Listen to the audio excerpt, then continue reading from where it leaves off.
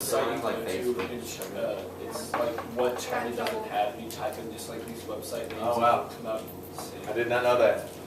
All right, let's talk about the effects. Hold on. One question Hannah asked was, are we going to be progressive with our new colonial holdings? The answer is in court cases. You see where it says the insular cases, the question, does the Constitution follow the flag? Are we going to extend American rights to the individuals of the countries we have colonized? And the answer is, not really. Why not? Hold on. I'm sorry.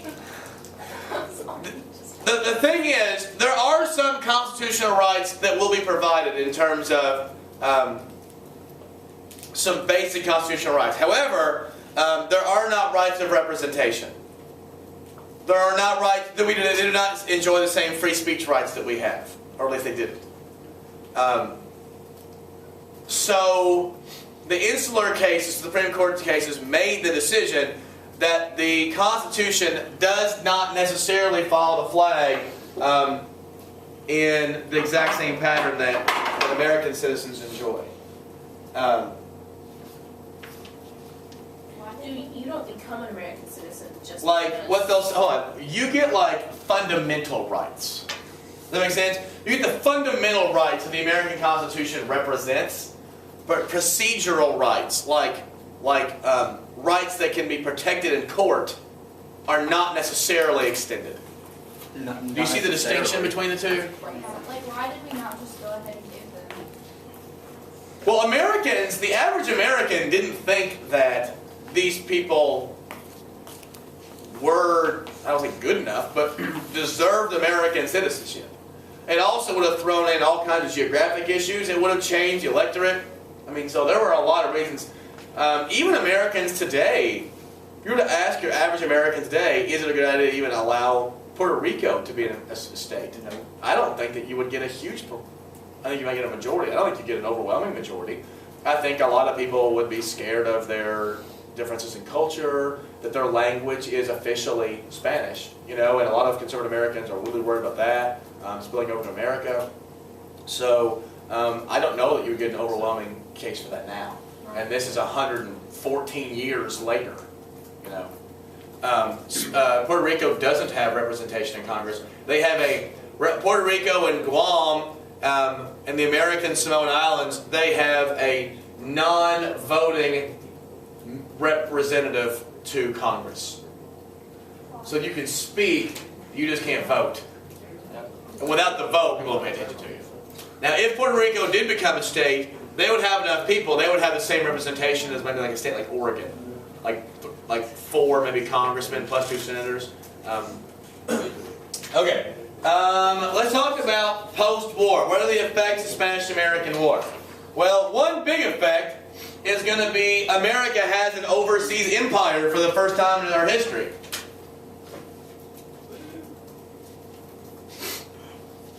So America is challenging the hegemony of European nations, specifically Britain and Germany. We're going to be given more respect worldwide. In fact, some countries are going to be looking at us, A, with a suspicious eye, and B, with a hopeful eye, that now a friendship with, or a being allies or an alliance with America is a bigger deal. If you had an alliance with America and we didn't go anywhere, what's the big deal, right? But now we have expanded and we have spheres of influence, so we become much more interesting in the geopolitical world. Did you turn the camera back on? Do what? Did you I did. Very much so. I don't know how you could very much turn something on, brother. I don't know how there's degrees of being on.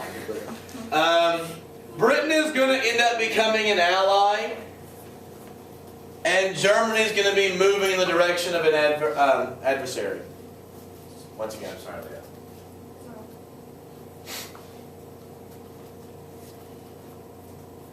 that. America's Navy is going to grow almost exponentially. So Captain Alfred Mann's book is used as a guide. Another effect that you might not have thought of, This helped bridge the hatred between the North and South in America, because they all fought together. Americans of both parts of our country came together to invade a different nation. Have you noticed, though, there's nothing that helps out patriotism than beating up somebody else, right? Yeah.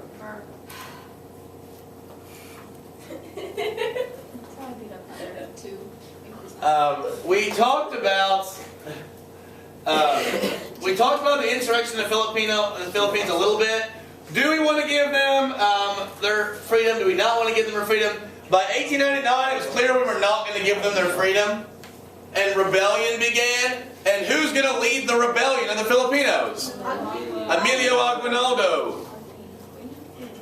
And America sent in troops, and this was some really, really, really desperate, tough, horrible fighting. Jungle fighting. In fact, this is one of the saddest chapters of American history. We had generals, and didn't Zen talk about this? That anybody over the age of 10, you burn everything and you kill everyone over the age of 10. You burn all the crops, that way they can't eat. It's estimated, a liberal estimation is that 100,000 people died on the Filipino side. A conservative estimation is probably 20,000 people. The fact that the differences between how many people they think died is tantamount to the idea that we don't consider them important enough as individuals. Remember, it was Stalin who said one person dying is a tragedy, 1 million people dying is a statistic. And he killed 2,500. So, a statistic. So Americans have always done this when it comes to our wars with other people. We never really know because numbers don't mean much because we're not there. Remember, this is where America now, Spanish-American War starts to where we fight other places. Our first couple of wars, American Revolution, War of 1812, even the Mexican War was close to our border.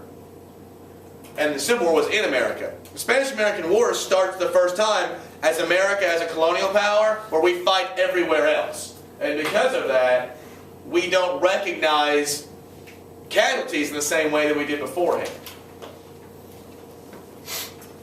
Okay. Who was put in charge of Philippines?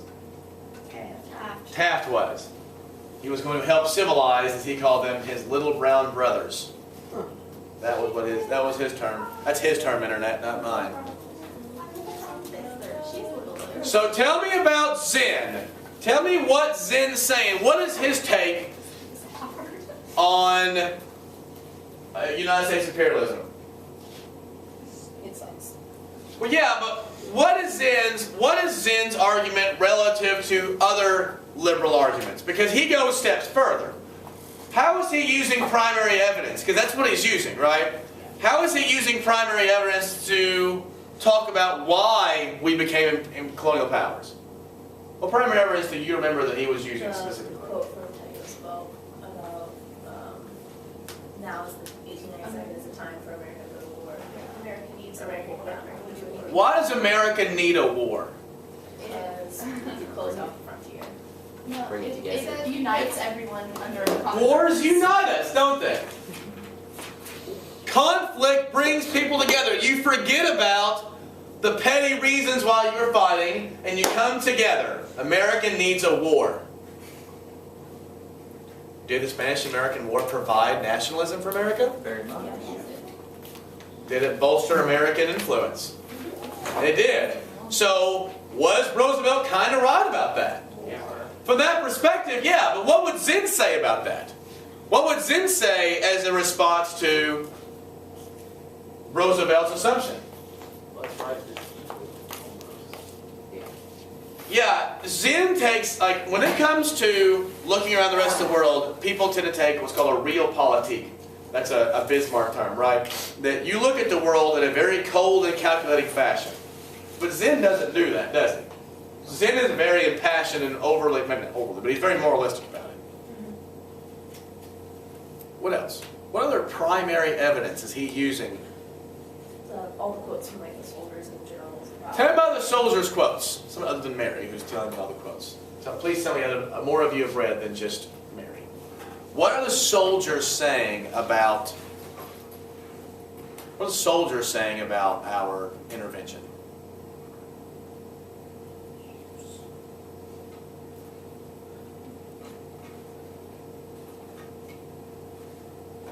There were some that were saying like how bad it was that they were doing that. Like, We don't know why they're. yeah. So why were they there? Because America wanted They them were to be there. already. Because they were ordered, right? Did we see this same kind of stuff in other wars? Has Zinn presented us other primary evidence quoting soldiers? The Mexican War, right? Did you see some similarities between the Mexican War and the Spanish-American War? That soldiers oftentimes didn't like what was going on, but did it anyway. Yeah. Didn't we also see some of that same evidence when it came to the removal of Native Americans? Did we read that chapter? Yeah. Yeah. Why is Zinn using the diaries and the primary evidence from soldiers? Because they were everyday Find out people. that Because they were not they were everyday. everyday people. They weren't the ones that were trying to make themselves look good. These are people who don't have a, like when Roosevelt says, let's go to war, doesn't he have a sort of a bigger reason for doing this in terms of power? Yeah. But soldiers don't, right? So they have less bias, and they're also right there. So is their primary evidence important to consider? Yes. Yeah. Soldiers' primary evidence is important to consider in many regards. Now, how do we formulate history? Do you think every soldier thought that way? Is Zinn making you think one thing by choosing which evidence to use? Yes. Maybe. We don't know. I mean, you can't say yes because you don't know, but probably, right? And that's what all historians are doing. He's using actual evidence. He's not making up his evidence, but can you influence the way you go by choosing which evidence to use? Yeah. Although a good historian will look for truth, will not look for an answer. Does that make sense? A specific answer. Will lead the direction of the evidence. Okay. Okay. I want to show you some stuff on here. Tomorrow, and not by tomorrow, I mean Monday. We're going to finish it. You can see we're going to do open door policy. I've got a bunch of really funny stuff for the next part of this. On Tuesday, we're going to do